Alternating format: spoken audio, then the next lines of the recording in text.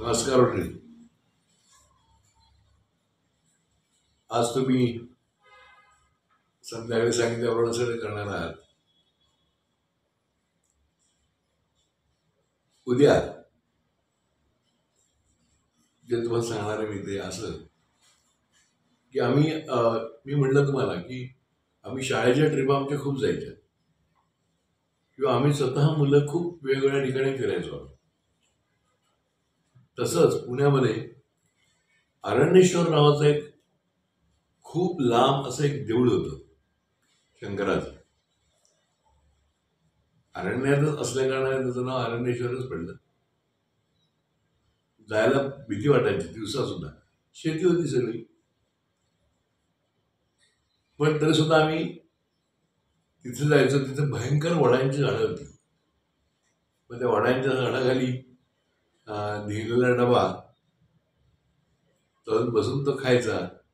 तिथे खेळायचं थोडा वेळ अरण्येश्वरमध्ये आणि मग घरी यायचं. येता येता जमलं तर पर्वतीवर पण जाऊन यायचं. तर तिथे पद्मावतीचं मंदिर आहे. तर पद्मावती ही त्या तिथंच आहे. ही पद्मावती जी आहे ती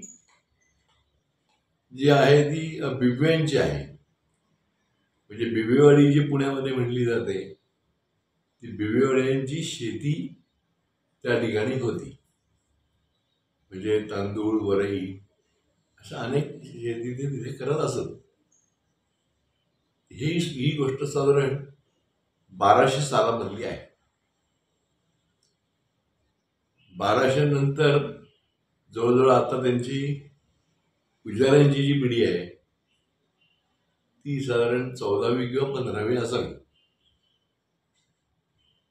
तर त्या ठिकाणी पद्मावतीचं मंदिर असं खूप छान झालं, कारण त्याला शेतामध्ये शेळा सापडली त्यावेळेला आणि मग शेळेचं मंदिर झालं. आज सुद्धा लोक तिथे जातात, भरपूर जातात लोक तिथे. पण त्यावेळेला एका बाजूला असलेलं मंदिर आज इतकं गजबजाट आहे तिथे.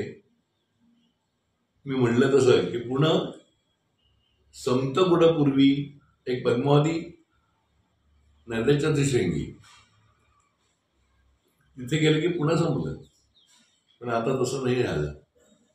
आता पुणे पण कात्रजपर्यंत गेले आणि गर्दी म्हणजे काय विचारायचंच नाही आता. त्यामुळे पद्मावतीचं मंदिर शोधणं आता मुश्किल झालं. पूर्वी दिसायचं लांबनं, खूप लांबनं दिसायचं. कळायचं आपण पद्मावतीला आलो चालत किंवा सायकलवर आलो. सोयी नव्हत्या अशा काही, किंवा त्या परवडत पण नव्हतं. रिक्षेने यायचं तर परवडत नसायचं, पैसे नसायचे. मग तिथे देवीला जायचं, प्रसाद घ्यायचा. त्या देवीला कारण ती शेती भात शेती असल्या कारणाने तिथं आळू भरपूर पिकायचा. म्हणून त्या देवीला आळूची भाजी भयंकर आवडते. तर ती आळूची भाजी नैवेद्यात करण्याची पद्धत तिथे होती आहे. गोष्ट अशी त्याच्यामध्ये की आळूची भाजी साधी केली जायची, नंतर त्याला डेकोरेशन आलं.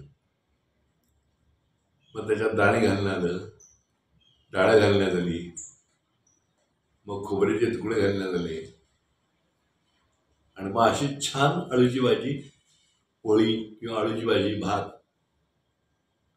भाकरी बरोबर एवढी छान लागत नाही ती जेवढी भात आणि पोळी बरोबर लागते.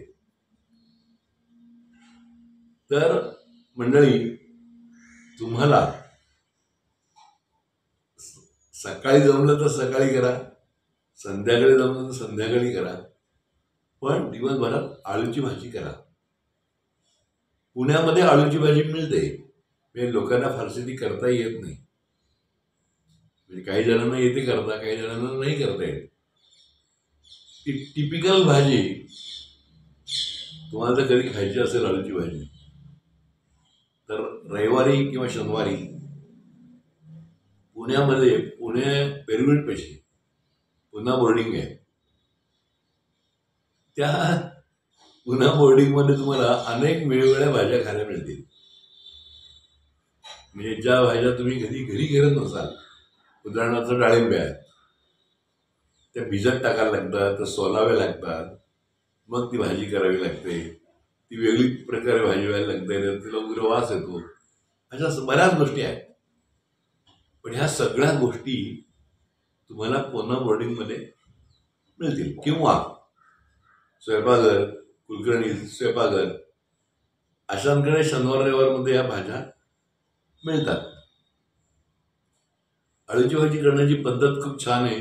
देवीला ती भयंकर आवडत आहे.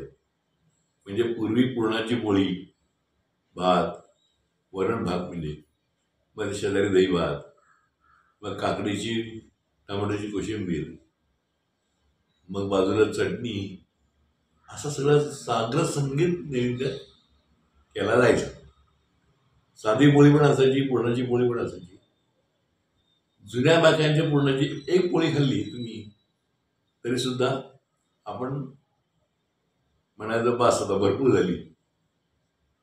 त्यामुळे पुरणाची पोळी पण तुम्ही करा, पद्मावतीला द्या. म्हणजे मला असं वाटतं या 9 दिवसामध्ये पुरणाची पोळी लोक करत असतीलच. जशी मी म्हटलं मेथीची भाजी लोक करतात, तशी पुरणाची पोळीही पण करतात.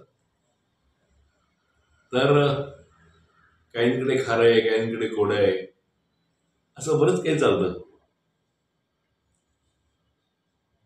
बघा तुम्ही पद्मावतीला कधी गेलात तिकडे त्या साईडला तर नक्कीच जा तिला. आणि गेलात की नैवेद्य घेऊन जाताना आळूची भाजी न्यायला विसरू नका. ती मात्र जरूर न्या. बरं, ती पद्मावती असल्या कारणाने तुम्ही ज्यावेळेला हवन कराल तर त्यावेळेला ओम पद्मे नमः स्वाहा, ओम पद्मे नमः स्वाहा, ओम पद्मे नमः स्वाहा जप करा आणि हवन करा. हवनामध्ये पुरण म्हणजे पोळीमध्ये भरायच्या अगोदरचं पुरणाचं सारण असतं, त्या सारणाचं हवन करा. सारण घ्या, त्यामध्ये थोडंसं तूप घाला आणि त्याचं हवन तुम्ही करा थोडं थोडं घालून. अशा तऱ्हेची ही पद्मावती आहे. पुणेकर काही तिथं राहत असतील जवळ तर तेही छानपैकी तिला भेटत असतील, जात असतील.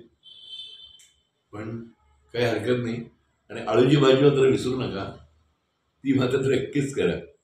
मेथी तर आहेच, पण आळूची भाजी पण करा. तर चला मंडळी, आता पद्मावती झाली आहे, अजून बऱ्याच आहेत अशा दोघी तिघी जणी की ज्यांना आपण भेटणार आहोत. तोपर्यंत आळूच्या भाजीचा स्वाद घ्या